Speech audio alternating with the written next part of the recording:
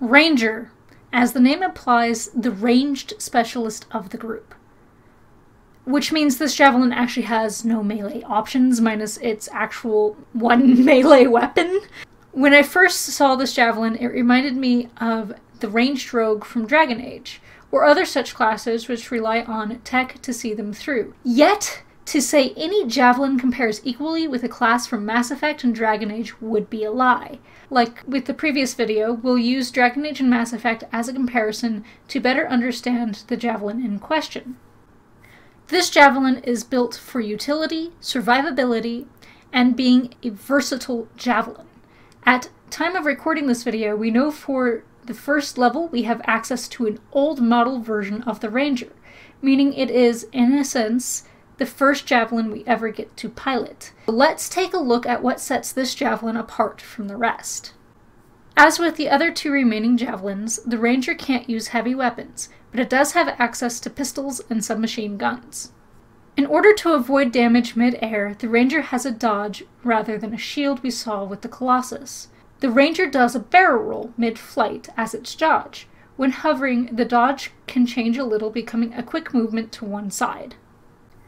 All javelins have access to a melee ability. For the Ranger, it's the Shock Mace. This ability is an electrified mace which can send out a wave of voltage through the enemies. Keep in mind, as we get into more of the gear the Ranger has access to, this is the only melee ability. The Ranger isn't meant to get in close, or to do a mix of both like the Colossus is. It is a ranged javelin. The first gear slot we're going over is the grenade gear. The frag grenade deals damage in large area of effect. This one sounds as if it would be your wide-range AoE ability for this gear slot. I can see it being used for those who wish to have more AoE, a detonator-based build, or even just those who are going for a mixed build with their AoE and single target damage, or having abilities that can apply status effect with a detonator.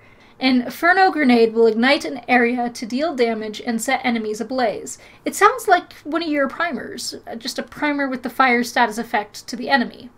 It is another AoE, though it might have a smaller radius than the frag grenade does. This could be used in a build where you want to set up the fire status effect as a primer to be comboed or to be used in another light in either a solo play or group content. The Frost grenade will damage and freeze enemies in place. This means it applies the Frost stat effect to the target. It, like the Infernal grenade, is a primer. When you don't have a Storm who is set up for the ice status, this is a viable option to have it instead, making the Ranger your primer for the combos instead of the Storm. You can also take it as a solo content player, being the primer and yourself the detonator. Secret grenades is a smaller AoE, meaning it will split up and target the nearest enemies.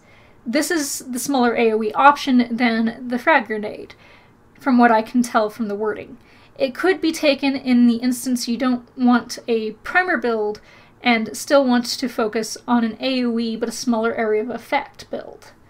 It could also be used in situations where you want to do a mixed build between small AoE and single target, or small AoE and large AoE. The sticky bomb attaches to a single target for a contained high damage blast.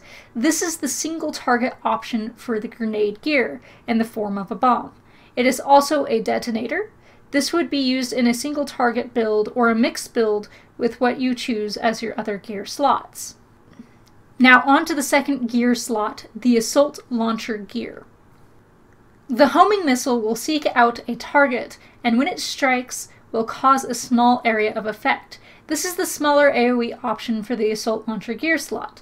It could be used in combination with secret grenades to create a build which affects the small area around the target, or with the status effect to create a combo. Energy Pulse will hit a single target with incredible force, which makes this, you guessed it, the single target option for the gear slot.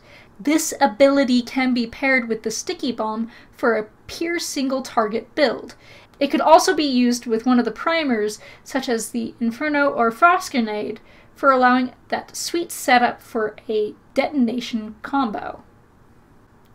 Spark Beam is a beam of energy which will continually fire. This is a versatile weapon allowing for both single target and AoE usage. In an AoE situation, you can move the beam to strike multiple targets, while in a single target one, you could focus the beam for its entire duration on the single target rather than moving it around. It allows for the ranger to switch between AoE and single target damage without having to swap out an AoE ability for energy pulse, such as swapping out homing missile for energy pulse instead. Instead, you can just use spark beam for both. Venom darts are a volley of darts which seek out the target and apply acid damage. We can assume this is the ranger's acid status effect option to allow for the increase in damage taken by the target. By the wording, it sounds as if this is a single target ability, in which case I would take Sticky Bomb, especially given the combo results for the high single target damage. If it is for some reason in AoE, then perhaps Seeker Grenades would be for the best here, or even Frag Grenade. Blast Missile is your large AoE ability, as it fires a missile that explodes for a larger area of effect damage than Homing Missile does. This would be useful for either a large AoE build with Frag Grenade, or with a mix build with the Sticky Bomb, or a Primer Detonator build with either Inferno or Frost Grenades. Yes, to the fun part, the support gear slot. Bulwark Point deploys a field to deflect incoming damage. This sort of reminds me of the shield seen in the Old Republic deployed by the sniper and its Republic counterpart, in a huge defensive bubble that decreased incoming damage. This is the defensive ability given to the ranger and will help your team, or you, survive longer in sticky situations. Muster Point will create a field which increases damage for teammates, and assuming yourself as well, who enter its radius. This is the buff given to the ranger. It could be used in a situation you have a tank in a stronghold, or other javelins who have taken a defensive option, or to just muster the damage which is needed during certain points in solo or group content. Finally, the ultimate ability. Multi-Target Missile Battery is a large AoE which can target multiple enemies across a field of battle for massive damage. It was also stated it could be used in a single target situation for massive damage against a single target, which makes the ranger good for both AoE and single target situations with this ultimate. I would like to go over the build I would like to use with a ranger once I unlock the Ranger Javelin. I am looking forward to running a single target sniper build, especially with the reveal of sniper rifles, and knowing the combo effect for the ranger increases damage on a single target.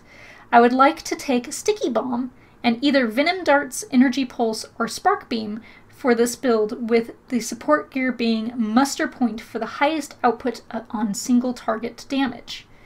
Energy Pulse would allow for the build to be versatile in both single target and AoE situations, whereas Venom Darts would allow for another increase in damage, and Spark Beam would be a pure single target build. The next video is going to be over the Interceptor. Thank you guys so much for watching. I will see you in the next video.